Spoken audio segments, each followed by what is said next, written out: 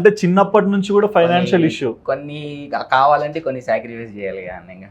Okay, నీ life లో నువ్వు నేర్చుకుంది అదే అన్నమాట. అంతే. ఓకే, మరి మనీ ఇష్యూ అనేది నీకు మొదటి నుంచే ఉందా? చిన్నప్పటి నుంచి ఉందన్న, ఆ, చిన్నప్పటి నుంచి ఉంది.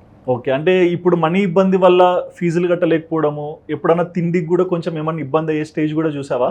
మస్తు చూసిన అన్న. నేను డిప్లొమాలో హాస్టల్ ఉన్నప్పుడు మా డాడీ నాకు 2000 ఇచ్చేది. 2000?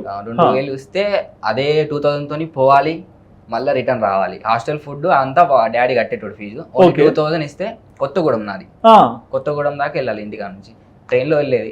ఇంకా అదే 2000 సర్ది పెట్టుకొని 2 months 3 months దాకా అదే 2000 సర్దుకొని ఇక రిటర్న్కి వచ్చేది. అట్లా 3 నెలలు 3 నెలలు అట్లే ఉంది. ట్రైన్ టికెట్లు అయితే కదా?